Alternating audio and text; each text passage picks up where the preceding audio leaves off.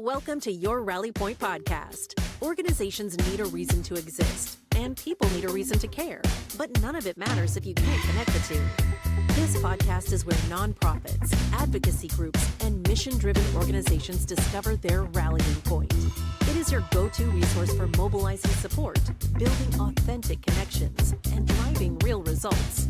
So grab your coffee, get comfortable, and let's rally together to create the impact you're meant to make. This is your Rally Point podcast, brought to you by rallycorp.com. This is James with your Rally Point podcast, back with my good friend Lucas. So here's the thing about Lucas, y'all. I'm just going to say it up front. Lucas is my coach. So when I was out to hire a coach to help me get some stuff done, Lucas, you're the man. Thank you. I appreciate that, brother. The man with the plan. And let me tell you, there's a couple reasons, Lucas, why I started working with you. Number one, you're persistent as all get out. And I thought, man, if I ever want to grow my sales game when it comes to being persistent, just call until you get a yes, I got to be like Lucas. And because it was amazing. So short version of this is you called on me a couple years ago, I think. Mm-hmm. Yep. Had a good conversation. You sent over a couple of PDFs on the 12-week year. We're going to talk a little bit about that today so people knows what that is. But you sent over some resources called the 12-week year. I'm like, yeah, that's cool. Not my thing. I didn't really know what I was saying no to. Fast forward a couple of months later, you called again. I thought, oh, okay, I remember you. I think maybe you called a third time. I don't remember. But what's funny, Lucas, is I'm sitting in this co-working space that I'm a member of. It was at the, I forgot where that is, Regents? That sound right? Yeah, Regis, yeah. Regis, yeah. So I'm sitting at this working space and I hear this voice of this guy a few cubicles over. And I'm like, I know that voice. And then I was like, not snooping on your conversation, but I was like, and I heard you say, hey, this is Lucas from All In Coaching. And I'm like, that's the dude. That's the guy that keeps calling me. So anyway, you were on the call. I didn't want to bother you, but I told myself, if you ever called on me again, I would say yes. And guess what happened? You said yes. I said yes. You called on me again. Yeah. The moral of that story is keep calling. That's right. Well, and there's so many beautiful things that have happened. I mean, think about how much synergy we've had between David, John. I mean, just like, it's insane. Yeah. So we met. I think we had a couple conversations. I really like this guy. You reintroduced me in the 12-week year. I'm like, oh God, I could really use this. I love that so much. I ended up bringing it to my team. Mm-hmm. I referred you to a couple of friends. We have JK, right? And then David. So yeah, man, still my go-to guy. That's right. I won't do 12-week year with anybody else. That's for dang sure. For sure. So anyway, that's enough of me yammering on. They want to hear from you, Lucas. Tell us a little bit about you, the man, the myth, and the mission, and what you're up to. Yeah. So I'm Lucas Barra. So I run a sales coaching company. So I work one-on-one and in groups with salespeople and entrepreneurs like James across the world, literally, with helping them with growing their sales, specifically in the areas of mindset and more like tactical sales. So if you need help with learning how to close more deals, you need help with learning how to overcome objections, basically your said wingman. And my mission is to help many professionals to beat their self-sabotage and blow up their sales, because that was always been my old self and still can creep up on me. Self-sabotage has been a big enemy of mine that has held me back. And so my mission is to eradicate self-sabotage for entrepreneurs and salespeople, because that gets in the way of their potential. And I've been doing this for 8 years. And I also like Michelle Branch, long walks on the beach. And then, surprise, I like philosophical discussions. Like that's how I ended up. I ask a ton of questions. That's how I ended up being a coach. So that's me in a nutshell. I love it, man. And that's what I loved about work. That's what I love about working with you is you don't take no for an answer. Yeah, for sure. And it's a good thing. I mean, it's good because you have our interest in it. You can tell you really care. Yeah. Well, that's been a growing point for me, is knowing when a no is also healthy. It's taken me a long time to understand that there's a healthy balance between, and we might talk about this a little bit more, but there's a healthy balance between being overly persistent over that line and then knowing when to back off and letting people come to you. And the more older I get and the less hair I have now, I've learned to harness that a little bit, because it helps. Some people can't move at that speed, and I can't expect everyone to be crazy like me. So there's a dance with that. Yeah. And to be fair and to be clear, I mean, there was that what I just described was 4 calls over the course of probably 2 years. It wasn't like you were calling every week. No, Right. no, no, no, no. But there are people I call like every week. So let's get Good. that, not get that twisted. Let's be really clear. Let's be very clear. You Yeah. will get big calls. Yeah, I remember at one of our calls, I was like, "Oh, I like this guy, but it's just not the right time." And you're like, "Okay, so when would be the right time?" And I'm Yeah. like, "What would it look like?" I think you said, "What would it look like?" How would you know when it's the right time? I think that's how you asked it. And it Sounds got me thinking. I'm like, "Yeah, when would be the right time?" Because I just like, "Oh, it's not the right time." Like, and so then that turned into a conversation about what would success look like, and then that turned into a conversation about well, when something about following up. They weren't binary yes no questions. They were very open ended. hmm Well, look, I'm a founder, entrepreneur.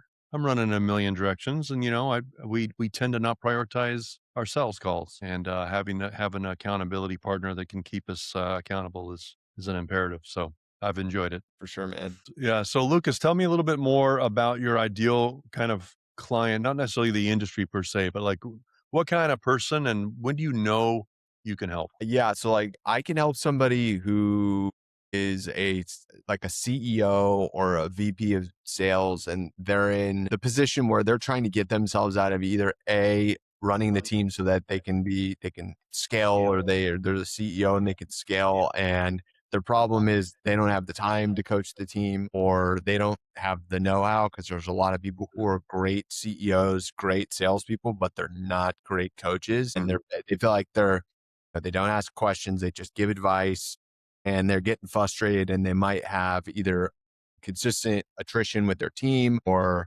maybe their team tells them they're too hard on them, or they're just not good at coaching people. And so part of where I help is I come in and I work with them on what their approach to coaching is, to help them to get the dialed in so that they're more effective coaches. I work with them on the game plan to help them actually get out of doing what they shouldn't be doing. So I'll work with them on review scorecards, for example, so that they can, for example, we can see how many calls they're making. We can see how many leads they're converting. We can see it. So that way they can run the business on a scorecard and not their seatbelt, right? Because most entrepreneurs and CEOs run the business on their butts, right? You put scorecards. So I help them with the system, and then I work with them on like, here's what you're actually saying to the team. Like, here's what the talk track should look like. Here's how you need to adjust your conversations. And then I work with them on dialing that in and helping them tailor that so that they can truly get to scaling the business and helping their team with more of the tactical side of how to make the calls, what to say,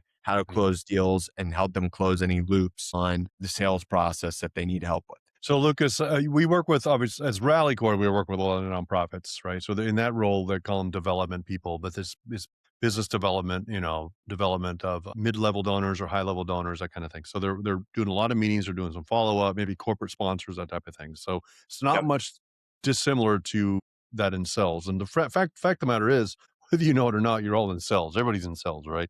If you're closing, if you're dating someone or planning to get married, or trying to get a better deal on rent, or you're constantly like connecting people with opportunity to serve them. So in the nonprofit world, applying it to that, what do you feel like is something that somebody listening might need to hear today when it comes to how they do their job with what and kind of what they do? Yeah. I mean, number one would be double down on your activity, because we're in a really, for the nonprofit space right now, it's a very challenging market, and there's a ton of uncertainty. And one of the best ways, if not the best way to beat uncertainty, is to just double down on activity.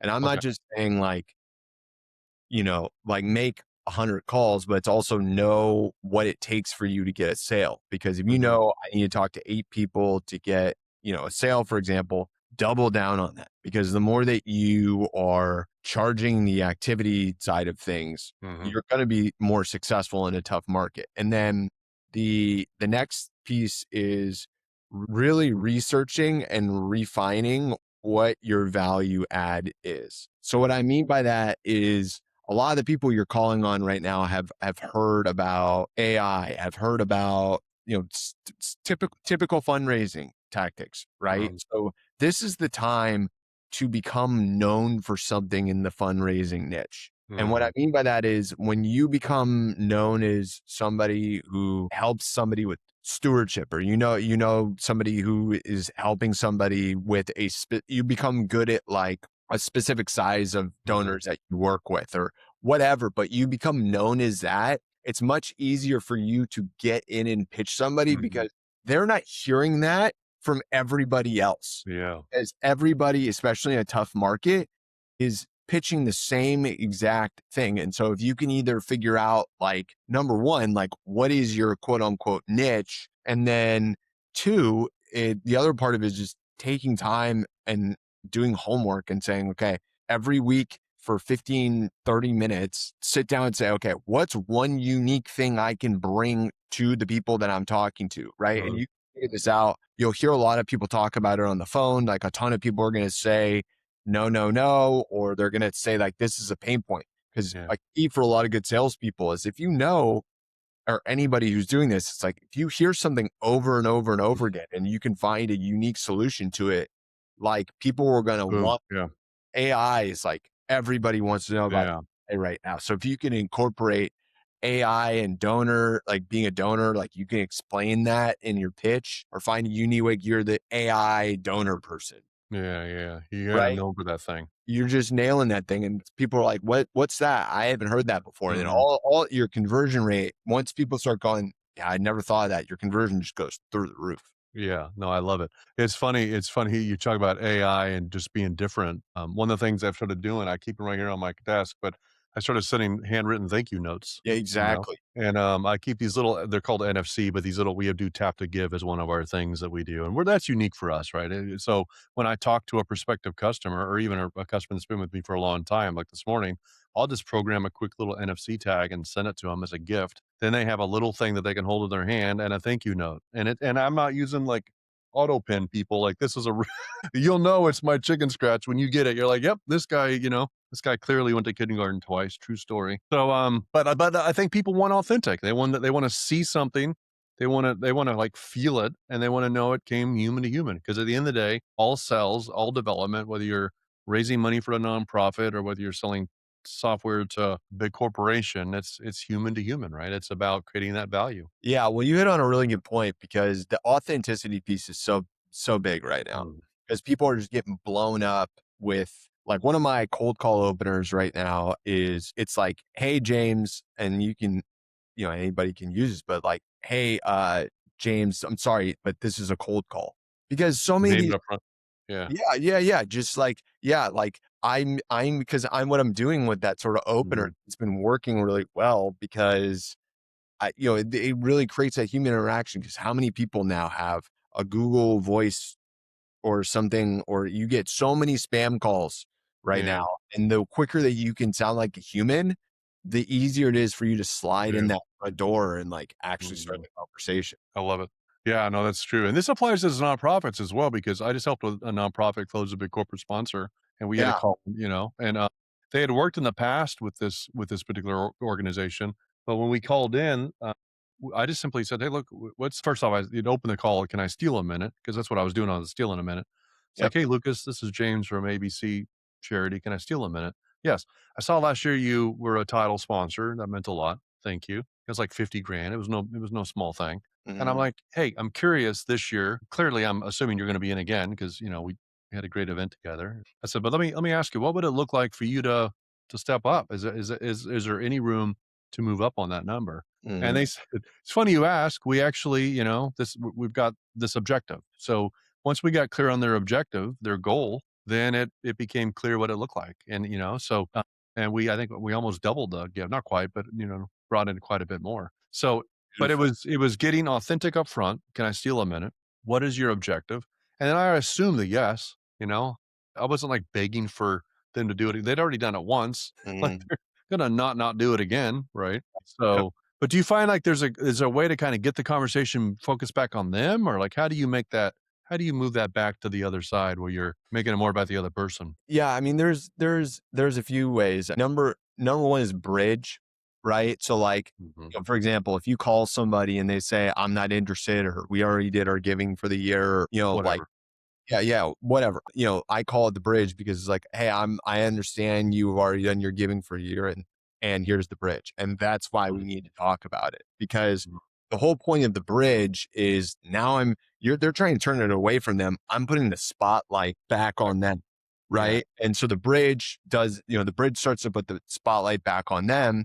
And then the other thing is just willing to do the uncomfortable things, meaning like Mhm. if they're a lot of times people will be like, send me an email and I'll get back to you. I And hate that. like, yeah. And I think most salespeople hate that. Right. Yeah. And it's really an opportunity because you can helpfully encourage somebody to either tell you, hey, is this something that you want, you're not sure is worth your time, or you're just not interested in talking. Right. And Mhm. so what it really comes down to is when you think about my verbiage is I don't have a fear of pushing that person's buttons because I'm trying to make it about them. I'm not making it Mhm. about, I just want your appointment. I just want money. Like you have to have courage, right? And then the next thing and the last thing is understanding, right? Like I need to, if they say we've already done what we're going to do for the year, we're not going to do anything right now. I'm going to try and I'm going to understand them and say, hey, I'm with you on that. I wasn't expecting you. Mhm. It made Repeat it sense. back to them. Yeah. Repeat it back to them and then go, well, what would you say is the reason you wouldn't do anything? Mhm. And now they're going to tell me it. So as they're telling you, Mhm. listening to us talk, then you can start to think about, okay, how do I resituate this to help them to see how this is really about them and not me? Because if Good. they're saying like what their donor priorities are, and you can now go, well, here's the thing, like this is how you can actually weave this in to make a donation. Like this is actually a different way you didn't think of that. Now you've made it a we thing and not a me thing.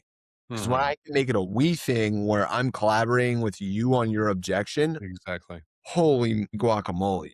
Yeah. Like, That's next up. bro, That's it's consultative selling. yeah. Because now you've taken that objection off, and they're like, you're just having a conversation, right? Like that's now you're starting to take the objection away, and they want to like that's when it becomes fun. Yeah. Yeah, and I find that if I repeat it back to them, because you don't want to be pushy. It's not about being pushy. And just to be clear, I'm just going to say this up front because you've taught me this. If you truly believe you can help people, sales is not separating people from their money Right. or, getting people to donate to your cause. You're looking to activate in them an opportunity to actually serve them, right?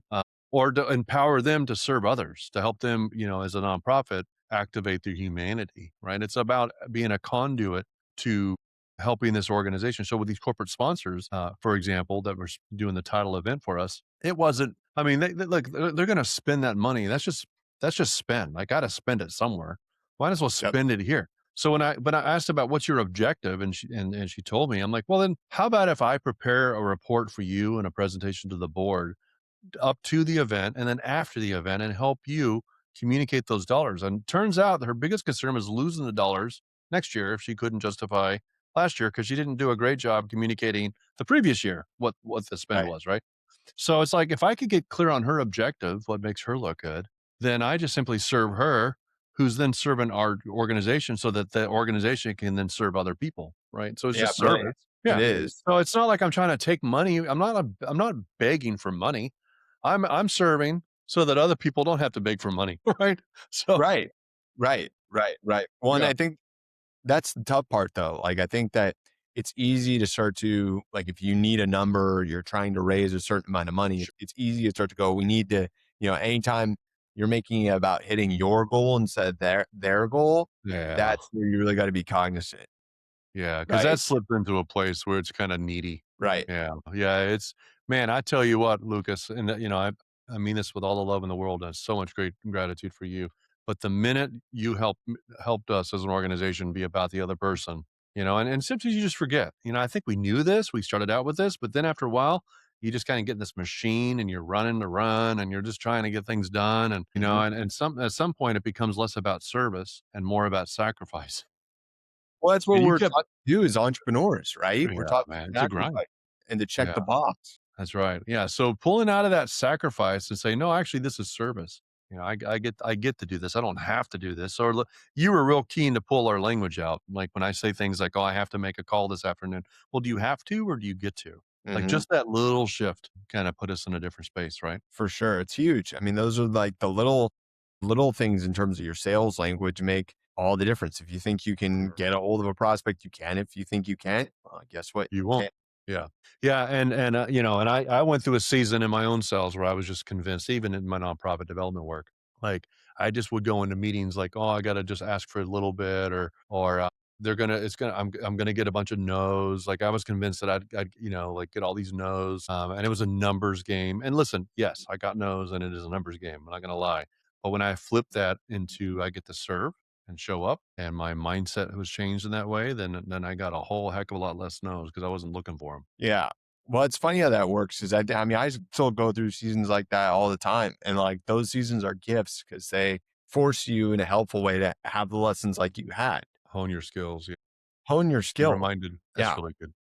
Yeah, because like if there's anybody who's listening to this going right now, man, I'm having a really tough time with bringing in donors or getting to that next level. James just says a great lesson because if you can be like, what's the reason for the season, Yeah, right? yeah, Learn the reason for like what it's teaching you. Oh, you yeah, got gold because now you can with James lessons of service, yeah. right Yeah, I place. appreciate that, Lucas. Yeah, no, it's like, and I think you told me one time, you're like, "Well, what lesson do you feel like you're needing to learn? Like, what is the lesson that you need to learn to unlock this level?" And I thought, "Man, why does everything have to be a freaking lesson?" I think I hated it at the time. One of my least favorite sessions because I'm like, "Why is every gonna be a lesson, man?"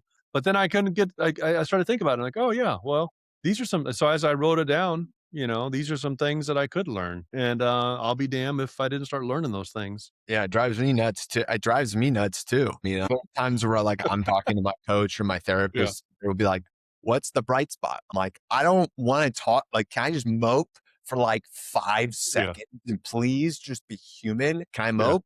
Give me 5 minutes and then we can come back to the learning experience." So I get it. yeah. I wanna boo-hoo. Boo! Bring me a tissue box. Bring me a tissue box, man. I got some belly aching to do. Yeah, Well, it is a tough time, but it is good. So you know, I just encourage the people that are listening to just be reminded that it's hard for everybody, not just for you, and you're not broken. yeah, Uh, and one's opportunity. I mean, this is where the diamonds are made. I mean, 100%. feel like I've been saying that the last 5 years. Like every year has been like a new thing, and I think I was talking to my dad about this. He's like, "Are you ready for a recession?" I was like, "I've been in a recession for like the last 4 or 5 years. Yeah, It's not like it was real estate one year, and then it was the war, and then it was COVID, and then it yeah, was this, and now it's like, yeah, what else new?" yeah. It's just resistance. Yeah. You know what? It is, And right? that's just life. It's hard, Right. but it's good. Exactly. It's life, exactly. Yeah, that's awesome. Super helpful, Lucas. So I want to switch gears a little bit here as we kind of wrap up, but I'm curious a little bit more about 12-week year. I mentioned that earlier. That's what you introduced me to. And like I said, I've been using it ever since. I'm a big fan. So just high level, what is it? How does it work? And how do you help people with it? Sure. So yeah, so it's a productivity tool. So the way that it works is you have, for example, what you want to accomplish from an aspirational standpoint. Because the reason for 12-week year is that a lot of people, there's typically one or two things that they're going through, right? Is you're not really clear on like where you want to go. Like long, Mhm. you may say you want a certain amount of revenue in your business, or you may say you want a certain amount of sales, but you don't do the things to actually back it up. And Yeah. that's important because if you don't do those things, then you're not reaching to the amount of donors that you should be. A lot of times people say, "I'm lazy." No, it just might be your goals aren't your goals. Clear. Maybe they're your mom's goals, your dad's goals, or your Mhm. board's goals, or who knows, right? And so Mhm. the whole premise of like what we're talking about is really to help you getting clear on number one, like what goals are important to you, and then what habits and activities do you need to perform consistently that are going to get you to where you want to go. So the way that it does that is you have what's called the aspirational vision, right? And so that's my vision of where I want to be 5 years from now and deadlines for when. So for example, I want to go travel the world and speak, right? I'm going to, I want, but I'm going to travel the world and speak to Mhm. millions of people, right? Like Mhm. that's one of my goals is to be a consistently paid public speaker in 5 years. Mhm. That's a deadline, right? I know that. I know that that's one of the most important things for me I want to do. And when Mhm. you have that lined up, you have success. So there's your aspirational vision, your what's called your 3-year vision, which is very similar for what you want both personally and professionally and by when. And then you have the 90-day vision, which is basically what I want personally and professionally and by when. And then you break that down, right? So it's like you break it down into how many calls you need to make a day or how many people you need to ask for referrals. So basically all the important activity metrics that you have. And then the last piece of it that you have is called the weekly plan review. And so the way the weekly plan review works, let's say our goal as a salesperson is to make 30 calls a day. I do it 5 times out of 5, it's 100%. If I Okay. don't do it, it's 0%, right? So Yeah. it's very clear as day, like whether you're doing what you're supposed to be doing. So it Mhm. gives you that accountability on, most people, and you have a scorecard in front of you and you're getting 0%, you're going, oh Yeah. man, why am I getting 0%? I need to change it. So it forces you to confront that. And then I work with people on confronting it and saying, okay, what happened? What did we do to change it? Because on your Mhm. own, let's face it, like most people will not confront things. The change is hard. Change is hard for most Change is people. very hard. Yeah. Yeah. And so part of that is I ask you, and I call it like a confrontational way. I help you to figure out like what is stopping you from following through, and then put you through a curriculum to help you to execute on that. And then the other side is just working with you on getting clear on the goals, right? Mhm. Because you need to get asked the right questions by you and yourself to get clear on what's really important. Because a lot of times I might say I have a money goal, but the real goal I have is I just want to spend more time with my kids. Yeah. And unless you're able to uncover that, you're going to be doing all this stuff for what reason? You end up like in the corporate world, they say you end up the wrong ladder, right? Yeah. And and like that's the whole beauty of is that it helps you to figure out Clarify that. where that ladder is Yeah. going to go. And that's part of my job is to help you to take those glasses, Mhm. those rose colored glasses off. Because once we get that ladder lined up, boy, I mean, you get spectacular results. I've had people who have doubled their sales. I've had people who lost hundreds of pounds. I mean, Mhm. it's incredible because once you get those, and that's why I'm such a big fan of this program for me too. Like I've done it for 5.5 years myself, like still doing plans. So I've seen what it can do. And that's why it's powerful because you have that account. So anybody who needs help with accountability and time management, like Mhm. it's a great program for you. Yeah, and what I loved about the 12-week year, and there's a book by that title if somebody want to read it, but, what I liked about the book and the process is it really collapses the year into 12 months. I'm sorry, 12 weeks. Right. So, because a lot of times we look at 12-month plan, and listen, your company or nonprofit may require a 12-year plan. That's great. Do that for the board and submit it.